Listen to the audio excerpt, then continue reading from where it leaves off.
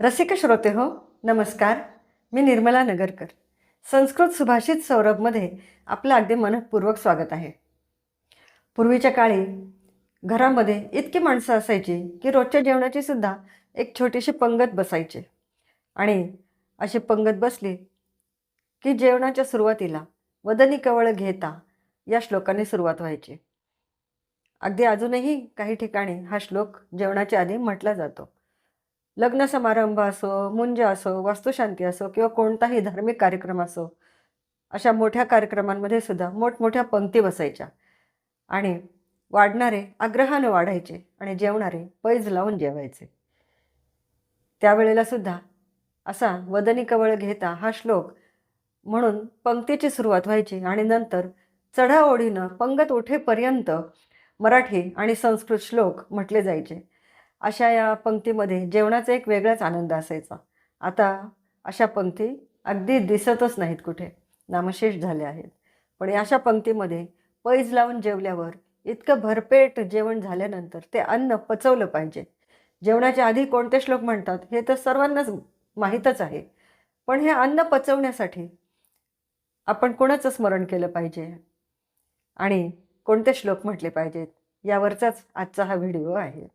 असं पैज लावून भरपूर जेवण झाल्यानंतर ते पचवण्याची सुद्धा ताकद आपल्यामध्ये हवी.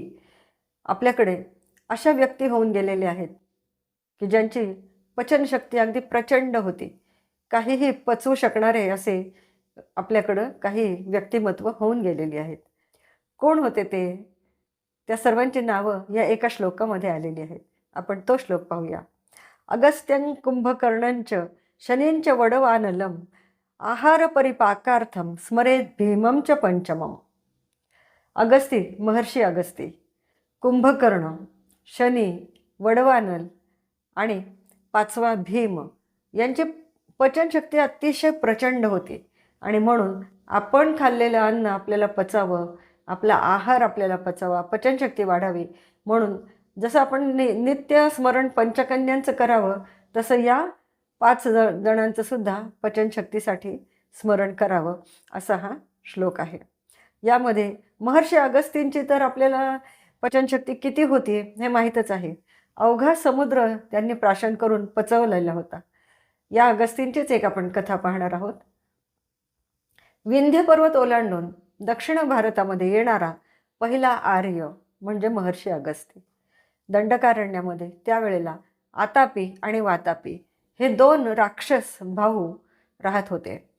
त्यापैकी जो वातापी होता त्याला आपलं रूप बदलण्याची कला अवगत होती आणि हे दोघंजणं त्या रस्त्याने जाणाऱ्या वाटसरूंना अगदी आदराने जेवायला बोलवायचे. आणि हा वातापी कुठल्याही प्राण्याचं किंवा काही खाद्यपदार्थांचं रूप धारण करायचा आणि त्याचा जो मोठा भाऊ होता आतापी तो त्या प्राण्याला ठार मारून किंवा त्याने जे खाद्यपदार्थाचं रूप घेतलं असेल त्यापासून अन्न शिजवून त्या वाटसरूला वाढायचा. आता असं वाटसरूला ते जेवण वाढून दक्षिणा वगैरे सुद्धा द्यायचा, अत्यंत आदरानं त्यांचा पाहुणचार करायचा आणि तो वाटसरू झोपडीच्या बाहेर गेला की तो आतापी त्या वातापीला हाक मारायचा, वातापी परत ये.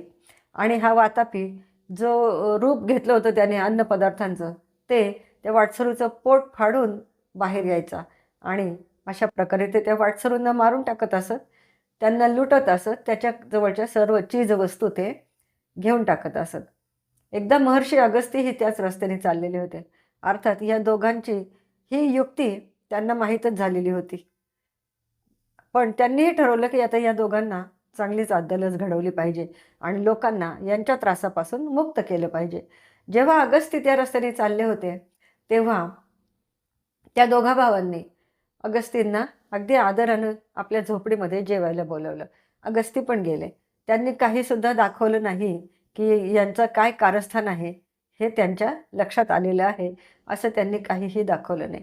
नेहमीप्रमाणे त्या छोट्या वातापीनं खाद्यपदार्थांचं रूप घेतलं आणि त्याच्यापासून स्वयंपाक तयार करून त्या आतापीनं अगस्तींना जेवायला वाढलं. अगस्तीसुद्धा अगदी पोटभर जेवले आणि जेवल्यानंतर आपल्या पोटावर हात फिरवून जीर्णं भव असं म्हणाले आणि त्यांनी त्या वातापीला पचवून टाकलं. जेवण झाल्यानंतर त्यांना दक्षिणासुद्धा दिली आतापीनं आणि ते जेव्हा जायला निघाले, झोपडीबाहेर पडले, तेव्हा या आतापीनं नेहमीप्रमाणे हाक मारली, "वातापी, परत ये." पण तोपर्यंत अगस्तींनी त्याला पचवून टाकलेलं होतं, त्यामुळे तो परत आला नाही. आणि हे त्या आतापीच्या लक्षात आलं आणि भीतीनं तो पळायला लागला. पण अगस्तींनी मंत्रसामर्थ्यानं त्याची जी धावण्याची गती होती ती सुद्धा अगदीच कुंठित करून टाकली आणि त्या आतापीला सुद्धा मारून टाकलं. अशी पचनशक्ती अगस्तींची आहे.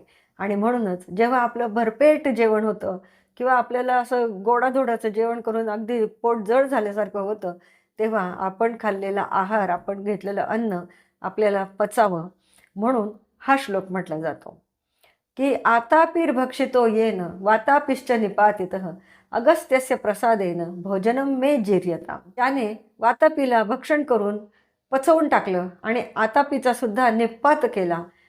त्या अगस्तींच्या कृपेनं मी खाल्लेलं अन्न पचावं.